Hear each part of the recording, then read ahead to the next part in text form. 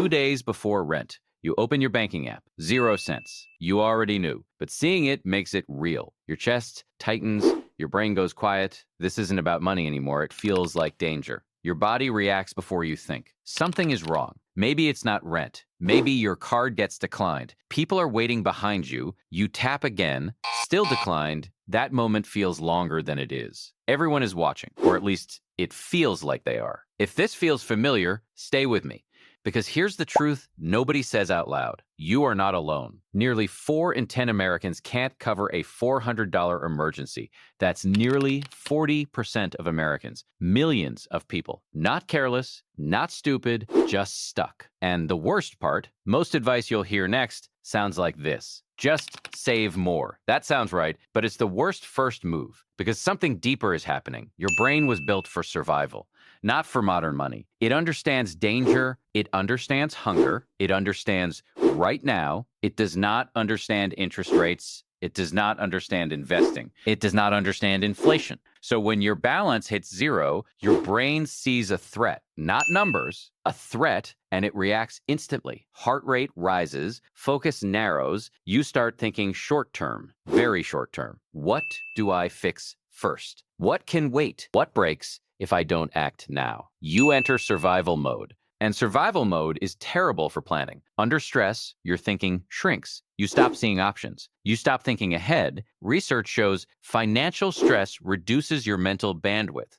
You literally have less thinking power available. This is not your fault. Your brain is doing its job, just in the wrong environment. Now, here's the real problem. Most financial advice assumes you feel safe. It assumes you can think long term, but you can't. Not yet, because you're still in survival mode. And while you're stuck there, time keeps moving. Prices rise quietly. Your money loses value. Even sitting still costs you. So the first move isn't growing money. It's something much simpler. You need to feel safe again, fast. Let me show you what that looks like. Meet Marcus. Marcus earns a steady income, around $3,400 a month. He pays his bills. He is not reckless. He is not careless, but he has 0 savings. Every month, something goes wrong. Car repair, medical bill, family emergency. Each one feels urgent. Each one feels unavoidable. Each time he uses debt. Then he spends months recovering, cutting back, catching up, almost breathing again. Then it happens again. Same cycle. Marcus is not bad with money.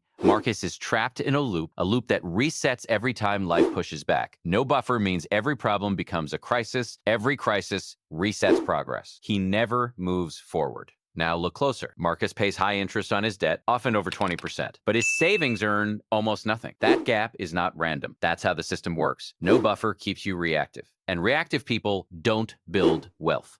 They survive. Now here's the shift. The number that breaks this loop is small, very small. Not $10,000, not 6 months of expenses, $250. Just $250. That number changes everything. It doesn't make you rich, it makes you stable. Even small savings reduce the chance of falling behind on bills. That's what the data shows. But more importantly, it changes how you feel. It gives you breathing room. It tells your brain you are okay for now, and that changes how you think. Stress drops, focus returns, better decisions follow. This is your starting point. This is your foundation. Without this, nothing else holds. Now let's build it. Step 1, open a separate savings account. Not your main account, a different one. This matters because separation creates protection. Name it something serious. Emergency only, do not touch. Future me. Names change behavior. They create friction, and friction protects you from impulse decisions. Step 2, automate a small transfer every week. Start with what you can. $10 works. $25 is better. $50 if possible. The amount is not the key. Consistency is. And automation beats willpower because willpower fails under stress. Systems don't. Now watch this. Week 1,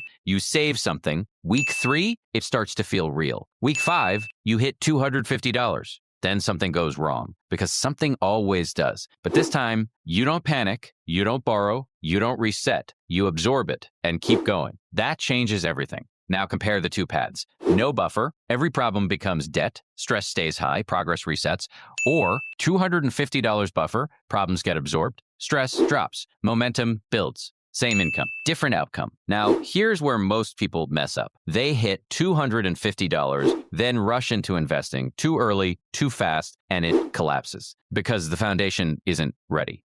So follow this sequence.